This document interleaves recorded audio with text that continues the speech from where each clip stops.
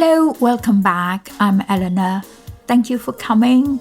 And this is my podcast between Nasi Goreng and fried rice.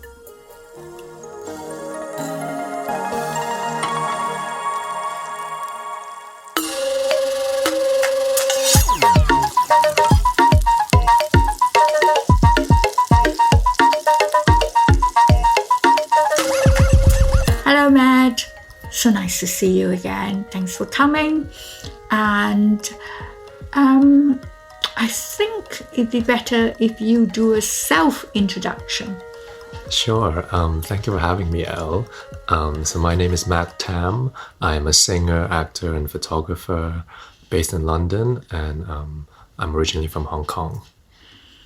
Yeah, and we met because I asked if you would come and sing at a birthday party I was having, and you kindly said yes, and it was great. We had a sort of mixture of Canto pop and English songs. How did you feel about that? I mean, you know, I can hear the fly. There's a fly in the room. But this is, I think they welcome to the English summer. I think they want to listen in to our conversation. They're part Yeah. Like, you know, that's the saying, isn't it? I love to be a fly on the wall. So, yeah. Adds The ambience. birthday party 2 years ago. Yeah, so it was 2 years ago. We met at your birthday. I had a great time just being able to sing canto pop songs that I don't usually get a chance to sing, especially in this country. So that was very nice to be able to do that. It was at a Chinese restaurant. The food was great as well. Did you actually manage to eat some? Yeah, afterwards, after the singing, yeah. Oh, great. And after that, we went to a concert together. We did. Yeah, I just happened to look you up and say, would you come to an Eason Chan concert with me? And because there are not many people that I know who knows who Eason is. So it was a great concert, wasn't it? Yeah, he's a legend, right, from Hong Kong. And I just never been to a concert in London where the singer was from Asia. So I just couldn't believe my eyes seeing the O2 filled with East Asian people or people from Hong Kong, because I just didn't think there was that many of us here. So it was just incredible to see that. Yeah, I mean... And he sang so many songs, non-stop. I know, he's just incredible. No breaks. And he sang a lot of the songs because he's been around for a long time. So, do you sing any of his songs? I personally don't, because he has a very different voice type to myself. So, but I have a lot of respect for his music. He is a great singer. Yeah, I mean, I find that his lyrics are, how do I put it, more complicated than a lot of Chinese songs. But let's talk a little bit about Canto pop. Sure. We were just discussing and found out that our favorite Cantonese singer is actually the same person who's been gone, sadly, for some years now. Leslie Cheung. Goreng. Goreng, yeah. Yeah. And you said you've only just been, introduced to his songs not so long ago. No. Could you, explore a bit of that? Yeah, of course. So I actually grew up listening to a lot of Western pop music. That was sort of my childhood growing up. I was exposed to a lot of MTV, YouTube. Who was your favorite? Who was my favorite? my favorite pop queen is Lady Gaga. She's always been my number one. But yeah, so I grew up with that type of music, and not until recent years, I think not until 2021 with Stop Asian Hate, I realized that a lot of what I was listening to are Western artists, majority white, some of them black artists. And I realized there were not a lot of Asian musicians I listened to, even though I'm Asian myself. So I made a conscious effort to sort of listen to more Asian musicians.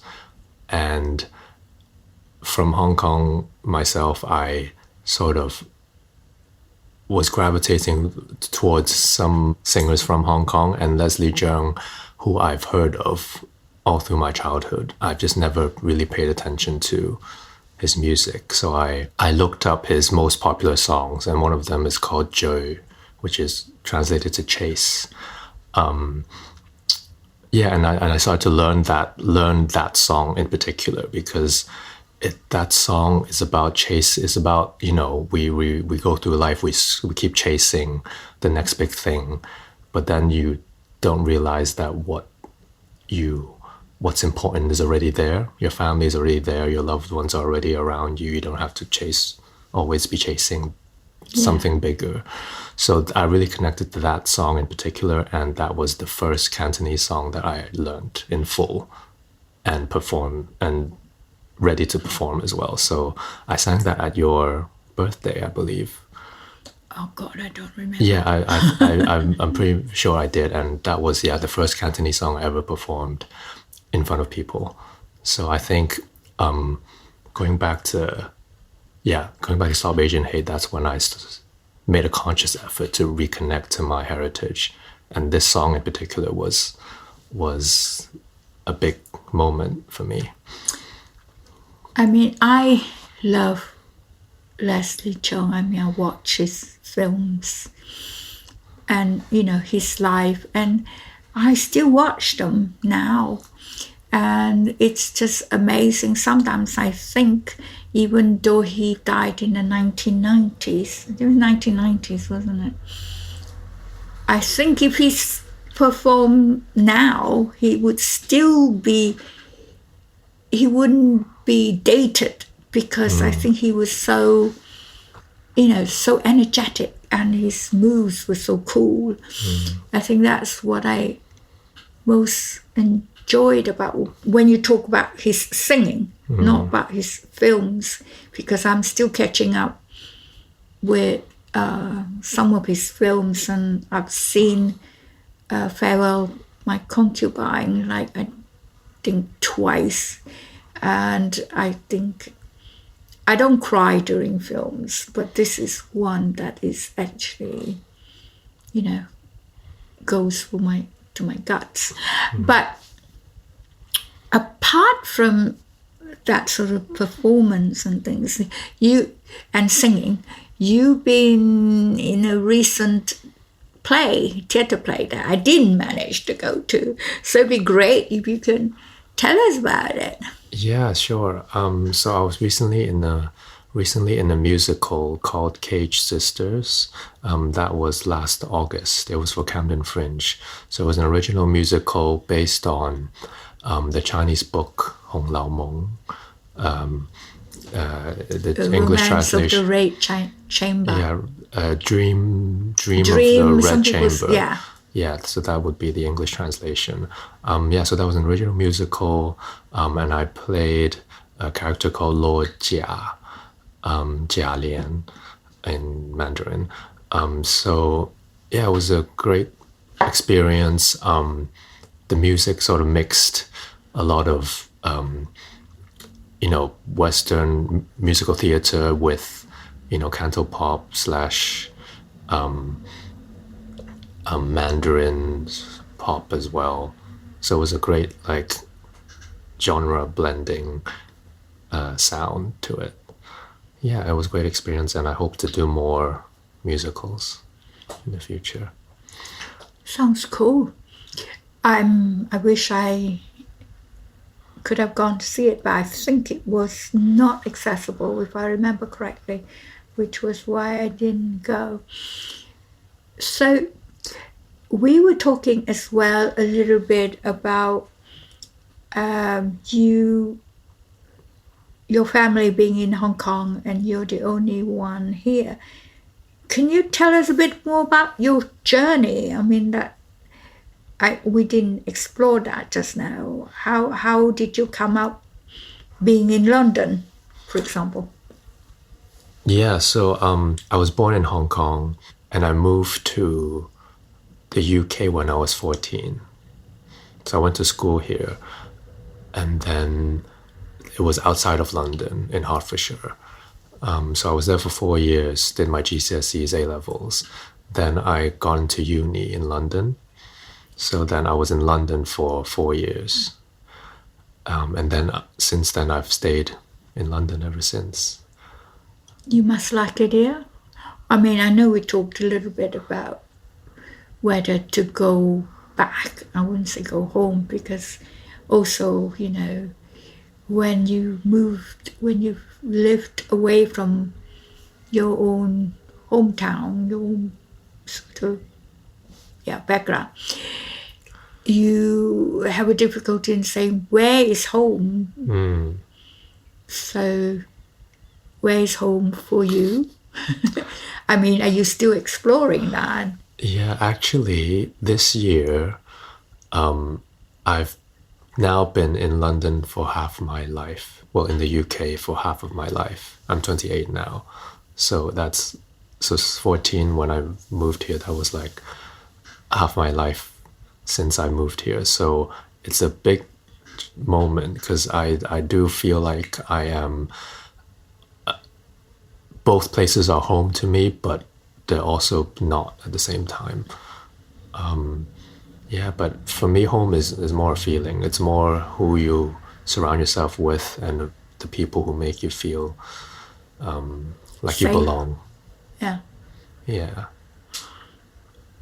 Yeah, but I think if we think about going so-called home,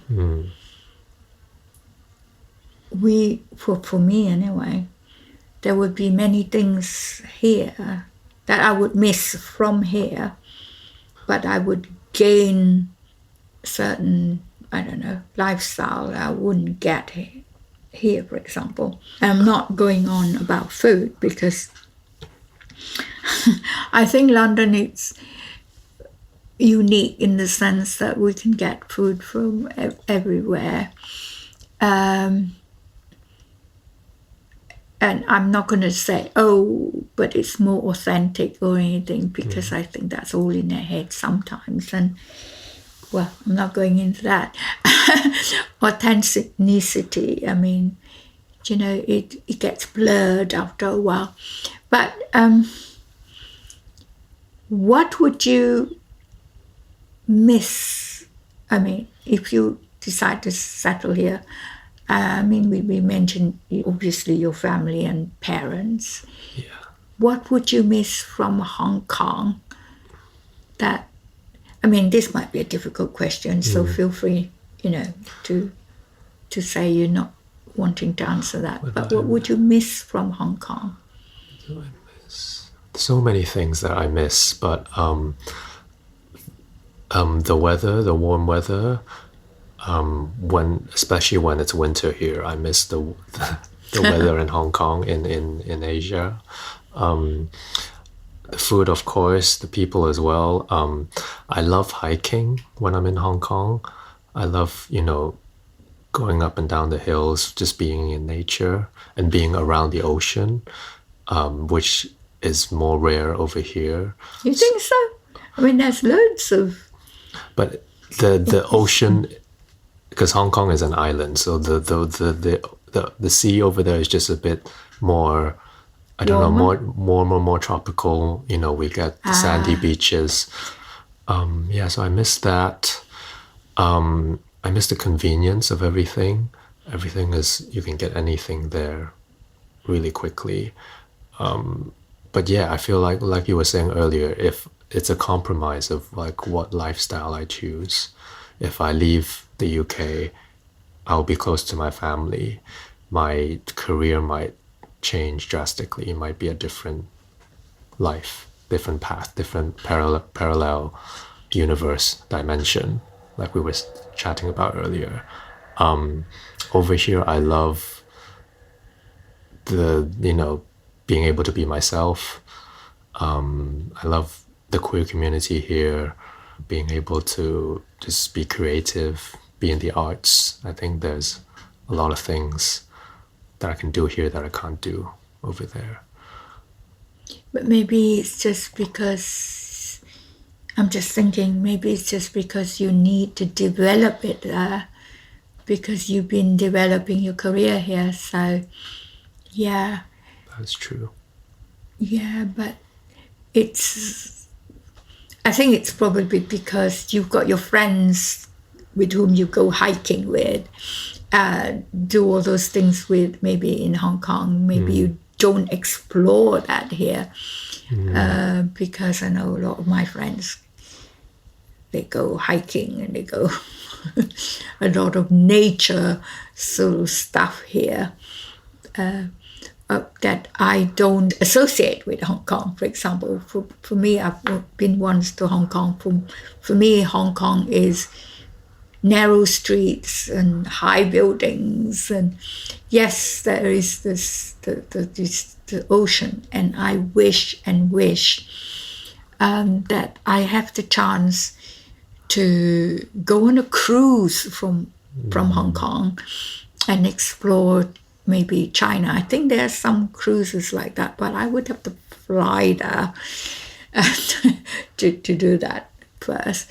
And probably too old to go and try that, but never say that. I ask this from most of my guests is, what do you appreciate in London? Because most of the time we just talk about London and how we appreciate London. And I think most of your time in the UK, you've been in London. So, I mean, I think it's sometimes difficult to explain what we do appreciate by, our environment at the moment. Because I had to think about it. And I was thinking, shall I move out of London? And then everybody would just go on, why would you do that? Because everything that you like is here. And I was thinking, yes, I do like the public transport here. I know people complain how inaccessible some of it is. But most of all, I like the proximity of all the restaurants here. The choice of, whether I want to eat Mediterranean food or Cantonese food or, hot pots and things like that. I can get them within a mile of where I live. Whereas when I was, in Coventry is not so bad, but up in North Yorkshire, I think it would be definitely more difficult to get hold of those comfort foods and new food, because I still like exploring. So what do you like most about London? I mean, if you want to persuade somebody to come and live in London, what would you say that you think would make a difference? I think in terms of food, like you said, there are so many options. And I think London sometimes gets a bad rep with the food. But I think if you know the right places, there are a lot of great restaurants around, if you just know the right places. And I can see in recent years, I can see Chinatown almost expanding across to Shaftesbury Avenue. I think half of that is now Asian restaurants. And it's nice to see that it's becoming more and more diverse in terms of the cuisines we can try in London. And it's nice to see people from everywhere, trying different types of food, and it's just nice. It's really lovely to see. My favorite thing about living in London might have to be just I think it will have to be the queer community and how there's always queer-led events, theater, plays, and just spaces where you can just be yourself. And I think that's really important when you're finding a home, is to find somewhere where you can fully shine as yourself. And where people accept who you are. Yeah. Because I think we were speaking a bit about Hong Kong, that, in Hong Kong, some people can't just come out as, as whatever identity, especially maybe in China now, as it's more Chinese orientated, you can call it Chinese government ruled, that you have to be careful about who you portray yourself to be. And I can see that. I don't even need to be in Hong Kong. I can see that in the sort of dramas that I watch and what it says and how careful have to be. I mean, it's strange because as a Malaysian, it's very strict as well, Malaysia, because it has a sort of Muslim background. But in places like in Thailand and in Taiwan, it's so different. So it's incredible that, like in Hong Kong, where it used to be, because it was British rule, used to be maybe more open. It's now people have to be more careful. And I also appreciate the queer community in London, and being able to state it without, anybody raising their eyebrows almost. I do think sometimes we have this view of Asia as being, sometimes backwards and still needing to catch up with this in particular. But I actually think, because I go back to Hong Kong every so often, and I do feel like it's not as bad as we sometimes portray it, because I see two men holding hands on the streets all the time in Hong Kong, and people don't bat an eye. I think the queer community, we just find, wherever we live, we find our hub, we find our spaces. I think it's more if you were someone who's maybe in the entertainment industry, in politics, when you're, got a big name if you've got if you're in the public eye, then maybe you have to be a bit careful. But I think, generally people find their spaces. They find I go to, the gay clubs in Hong Kong. There's loads of nice spots to go to. But I think that's more like people know where to go. You have people who have their own lifestyles. It's just not shown maybe on TV. It's not, if you're in the public, like you say, if you're in the public eye, you have to be more careful. But it's good to know that, about that in Hong Kong, because I think there's been a huge sort of clampdown in Kuala Lumpur. I'm not sure I know what's going on there. I'm just regurgitating what is in the social media. What do you see yourself, how do you see yourself developing wherever? Where would you like to go?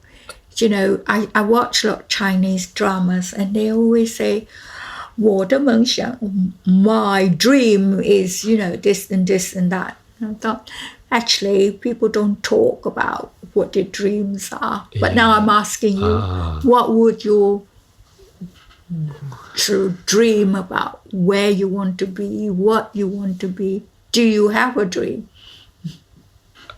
I guess that's a big question, but I just want to sing. I think that's the main thing for me. I just want to sing and hopefully connect to people while I do that. I want to sing jazz. I want to sing in musicals, concerts. I just want to, I guess, use my voice to bring people together. I think that's mainly what I want to do. And where I do that, it doesn't really matter as long as I get to do that, I think. That's the dream, yeah. Yeah, you sing great. I hope to hear more from you. And persistence going forward with this is so important because have you heard of Liu Yuning? It's a mainland Chinese, very popular singer, actor, and he's a lot in sort of programs and stuff as well. And quite inspired. He's now 35, 36.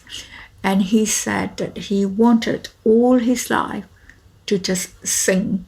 And he's got where he is because he's persisted with that.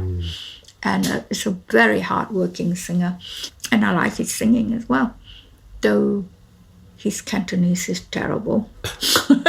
I think he tried a couple of Cantonese songs. So I hope to hear more from you. Do let us keep in touch about, what performances and where you're singing. I mean, I know I follow you on Instagram, but it's good to know before.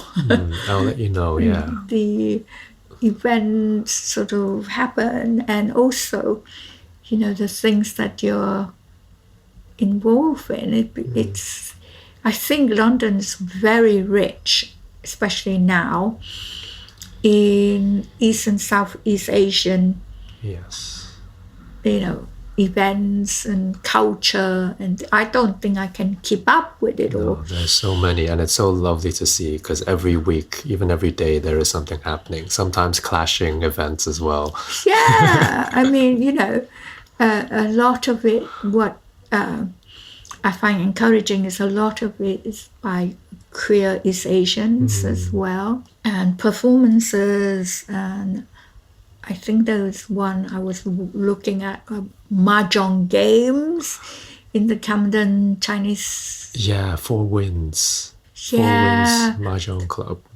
Yeah. The only trouble is I don't think I'm terrible at playing mahjong. So I've been, and there are tables for beginners. Yeah, but beginners is fine, except that I'm just so bad. Even as a beginner, I'm bad. And I've got such bad memory, I can't remember the rules. No, they're very welcoming from, yeah. Yeah, I'm sure they are. Times I've gone. And I'm going next week, I think, to a meal by the Easy Cooks. Is also at Camden Chinese. Yes. So I'm really looking forward to that. I've been to one. It's nice to meet young people because, at my great age, I'm not going to say how old I am. It's nice to meet young people who are like yourself, interested in keeping touch and getting back to their heritage and understanding their heritage. And quite often it's because of food from the start, because the food brings us back to our childhood, our parents, but then it grows into other aspects of culture like books and so thank you so much, Matt. Thank you for having me, Elle. And keep in touch. Of course. Thank you. Thank you. Searching for something great, you find